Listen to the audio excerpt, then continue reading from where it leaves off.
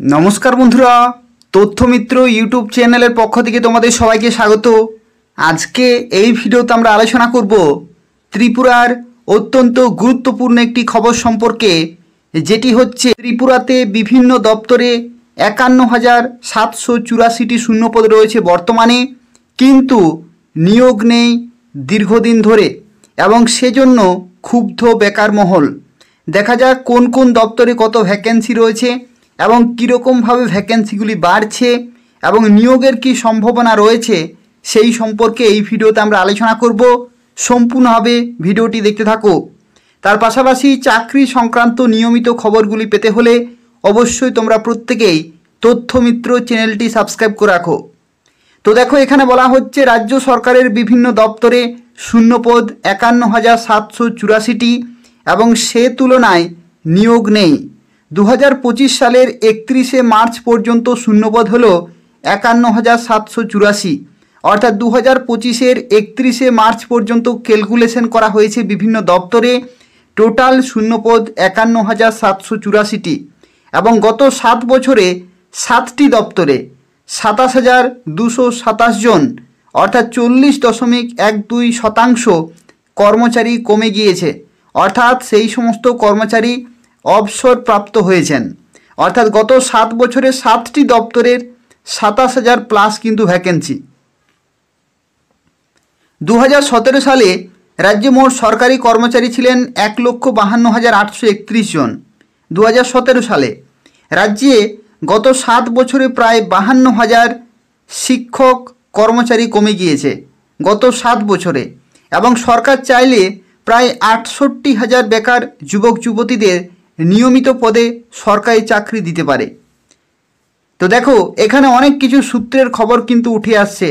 সরকার চাইলে প্রায় ৬৮,০০০ বেকার যুবক যুবতীদের নিয়মিত পদে অর্থাৎ পার্মানেন্ট পোস্টে সরকারি চাকরি কিন্তু দিতে পারেন, কিন্তু ত্রিপুরাতে এরকম দেখাই যায় না। যে সমস্ত বিজ্ঞপ্তিগুলি বেরোয় সে সমস্ত বিজ্ঞপ্তিগুলিতে ভ্যাকেন্সি কম থাকে এবং সেগুলির ক্ষেত্রে পরীক্ষা থেকে শুরু করে নিয়োগ এগুলো কমপ্লিট হতে কয়েক বছর লেগে যায়। দেখো, জানা গিয়েছে শিক্ষা, স্বাস্থ্য, পূর্ত, আরক্ষা দপ্তরে প্রায় ৩২,১৭৮টি শূন্যপদ রয়েছে। শিক্ষা দপ্তর, হেলথ ডিপার্টমেন্ট, স্বাস্থ্য দপ্তর, পূর্ত দপ্তর এবং আরক্ষা দপ্তরে ৩২,০০০ প্লাস কিন্তু ভ্যাকেন্সি। রাজ্যে মোট শূন্যপদের ৬২% শূন্যপদে 4টি দপ্তরেই কিন্তু রয়েছে। সবচেয়ে বেশি ভ্যাকেন্সি রয়েছে এই সমস্ত 4টি দপ্তরে। ত্রিপুরা বিধানসভার সর্বশেষ তথ্য অনুযায়ী যে প্রাথমিক শিক্ষা দপ্তরে শূন্যপদ ৬,৭০৬টি প্রাথমিক শিক্ষা দপ্তরে, মাধ্যমিক শিক্ষা দপ্তরে ৪,০৩২টি, উচ্চশিক্ষার ক্ষেত্রে ১,০০৯টি ভ্যাকেন্সি এবং স্বরাষ্ট্র দপ্তর অর্থাৎ পুলিশ বিভাগ ৭,১১৫টি ভ্যাকেন্সি রয়েছে। টিএসআর ২,৪০৫টি ভ্যাকেন্সি, ডাক্তারে ১,৬৮৮, স্বাস্থ্য ও পরিবার কল্যাণ ৫,৮২০টি, নার্সে ৫,১১২টি। এত ভ্যাকেন্সি কিন্তু রয়েছে বিভিন্ন পোস্টে। দেখো, অনেক ভ্যাকেন্সি রয়েছে কিন্তু এই সমস্ত নিয়োগগুলি হচ্ছেই না। দীর্ঘদিন ধরে এই সমস্ত নিয়োগগুলি কিন্তু হচ্ছে না। যেখানে দেখো, স্বাস্থ্য কারিগরি কর্মীর ক্ষেত্রে ১১৯৭টি, পিডব্লিউডি আর অ্যান্ড বি ৩,৬০৫টি, কৃষি বিভাগ এগ্রিকালচার ডিপার্টমেন্টে ২,০৭৫টি ভ্যাকেন্সি, প্রাণী সম্পদ এগুলোতে নিয়োগই হয় না ১,৫৩৩, গ্রামীণ উন্নয়ন ১,১৪১, রাজস্বতে ১,১৩৪, ক্রীড়া ও যুব বিষয়ক ৭৬২টি, ফায়ার সার্ভিস ৭৩৪টি, বন বিভাগে ৬০০।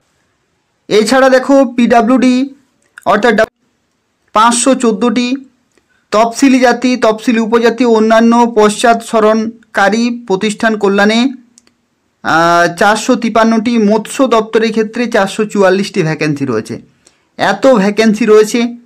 একইভাবে শিল্প ও বাণিজ্য দপ্তরে ৪০৮টি ভ্যাকেন্সি, তথ্য ও সাংস্কৃতিক বিভাগে ৩৭৪টি, আনোয়ারি সাহায্যকারী ও কর্মী ৩৩৬, তাঁত, হস্তশিল্প, রেশন যেখানে ২৬৪, সমাজ কল্যাণ ও শিক্ষা ২৪৫, সমাজ কল্যাণ ও শিক্ষা ২৪৫ রয়েছে, অর্থ দপ্তরে ২৪০, স্বাস্থ্য বেসামরিক সরবরাহ ২২৮, পিডাব্লিউডি, ডিডব্লিউএস 209টি এবং সাধারণ প্রশাসন মুদ্রণ 189, কর্পোরেশন 156, বিদ্যুৎ 155, পরিকল্পনা ও সমন্বয় 83, বিজ্ঞান ও প্রযুক্তি যেখানে রয়েছে 71টি ভ্যাকেন্সি, পর্যটন 51, তথ্য প্রযুক্তি 40, কর্মবিনিয়োগ 33, সংখ্যালঘু দপ্তর 23, নগর উন্নয়ন 18, আইন দপ্তর 16, পরিবহন 10, ত্রাণ ও পুনর্বাসন দপ্তর 9টি শূন্যপদ সহ রাজ্য সরকারের 42টি দপ্তরে প্রায়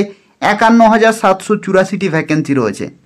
ত্রিপুরাতে মোট দপ্তর হচ্ছে 42টি দপ্তর।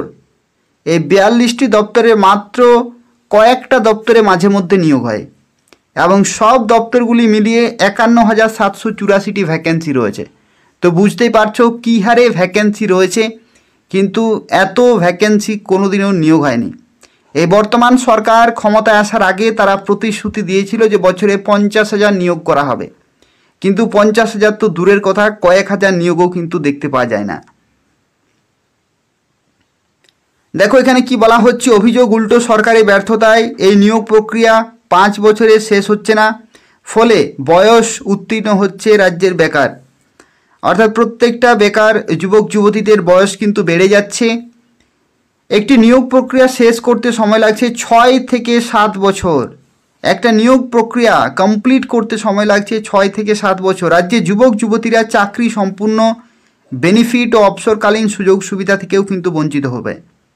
একাংশ পদে চাকরি হলেও আদালতের নির্দেশে তা বাতিল হচ্ছে। এমনকি গত 3 বছরে রাজ্যের এডিসিতেও নিয়োগ কিন্তু পুরোপুরি বন্ধ।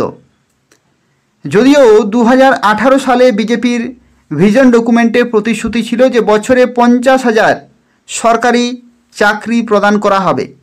ভিশন ডকুমেন্টে বিজেপি তারা কিন্তু প্রতিশ্রুতি দিয়েছিল যে 50,000 কিন্তু নিয়োগ করা হবে প্রতি বছর। বিজেপির এই প্রতিশ্রুতি অনুযায়ী 7 বছরে 3,50,000 রাজ্যের বেকার সরকারি চাকরি হবার কিন্তু কথা। বছরে 5, তো সেক্ষেত্রে 5 7 35, 3,50,000 বেকার যুবক যুবতী সরকারি চাকরি পাওয়ার কথা, এর ধারে কাছেও কিন্তু যায়নি। উল্টো প্রতিশ্রুতি বর্তমানে হাসির খোরাকে পরিণত হয়েছে। 2017 সালে প্রচার ছিল যে রাজ্যে বেকারদের সংখ্যা 7,50,000। জানা গিয়েছে গত 7 বছরে রাজ্যে নিয়মিত পদে চাকরি হলো মাত্র 16,000 বেকারের। গত 7 বছরে নিয়মিত পদে নিয়োগ করা হয়েছে, নিয়মিত পদে চাকরি হয়েছে 16,000 বেকারের, অর্থাৎ 16,000 জন কিন্তু চাকরি পেয়েছে গত 7 বছরে নিয়মিত, পার্মানেন্ট। এতেই সহজেই অনুমেয় রাজ্যে বেকার সমস্যার সমাধান কিন্তু অধরা। অভিযোগ সরকারের ব্যর্থতার জন্য 7 বছরে প্রায় 28,000 শূন্যপদ অবলুপ্ত হয়ে গিয়েছে। আগামী 2-3 মাসের মধ্যে আরও হাজারো শূন্যপদ অবলুপ্ত হবে। গত 7 বছরে 7টি দপ্তরে 27,227 জন অর্থাৎ 40.12 কর্মচারী কমে গিয়েছে।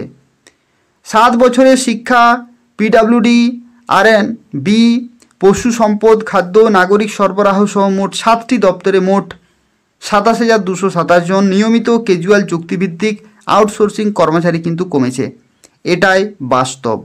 অর্থাৎ বছরের পর বছর কিন্তু ত্রিপুরায় বিভিন্ন দপ্তরে 42টি দপ্তরে কিন্তু কম বেশি করে ভ্যাকেন্সিগুলি কিন্তু বেড়েই চলেছে। তার কারণ হচ্ছে বহু সরকারি কর্মচারী অবসর নিচ্ছেন, তাদের যে চাকরি মেয়াদ সেটা শেষ হয়ে যাচ্ছে, যার ফলে ভ্যাকেন্সি কিন্তু বছর পর বছর বেড়েই চলেছে, কিন্তু ত্রিপুরাতে নিয়োগের নামগন্ধ নেই। তো সেক্ষেত্রে বেকারের সংখ্যা দিনের পর দিন বাড়ছে, শূন্যপদ বাড়ছে, তাদের বয়স বাড়ছে, যার ফলে তারা কিন্তু ক্ষুব্ধ। তো এই গুরুত্বপূর্ণ খবরটি প্রকাশিত হয়েছিল, এটি তোমাদের জানিয়ে দিলাম। আর যদি কোনো নিয়োগ হয় আগামী দিনে আমি তোমাদের সময় মতো জানিয়ে দেব। তো সেক্ষেত্রে সময় মতো তোমরা অ্যাপ্লাই করবে, প্রিপারেশন চালিয়ে যাও এই আশায় যে আগামী দিনে নিয়োগ হবে, সেই আশায় কিন্তু তোমাদের প্রিপারেশন কিন্তু চালিয়ে যেতে হবে। প্রিপারেশন থামালে চলবে না। এত সংখ্যক ভ্যাকেন্সির কিছু পরিমাণ যদি নিয়োগ হয় তবু কিন্তু অনেক যুবক যুবতী বিভিন্ন দপ্তরে চাকরি পেতে পারে। আর এই ধরনের নিয়মিত খবরগুলি পেতে হলে অবশ্যই তোমরা তথ্য মিত্র চ্যানেলটি সাবস্ক্রাইব করে রাখো এই তথ্যমিত্র চ্যানেল থেকে তোমরা ত্রিপুরার গুরুত্বপূর্ণ খবরগুলি পেয়ে যাবে। চাকরি সংক্রান্ত প্রত্যেকটি খবর তোমরা এই চ্যানেল থেকে পেয়ে যাবে। যা কিছু চাকরি বিজ্ঞপ্তি বেরিয়ে থাকে, প্রত্যেকটি চাকরির বিজ্ঞপ্তির আপডেট তোমরা সময় মতো পেয়ে যাবে এই তথ্যমিত্র চ্যানেল থেকে। তো সেক্ষেত্রে তোমরা প্রত্যেকে সাবস্ক্রাইব করবে আর ভিডিওটি লাইক করে দেবে, তোমাদের বন্ধুদের শেয়ার করে দেবে, ফেসবুকে হোয়াটসঅ্যাপে প্রত্যেকেই শেয়ার করে দেবে। ধন্যবাদ।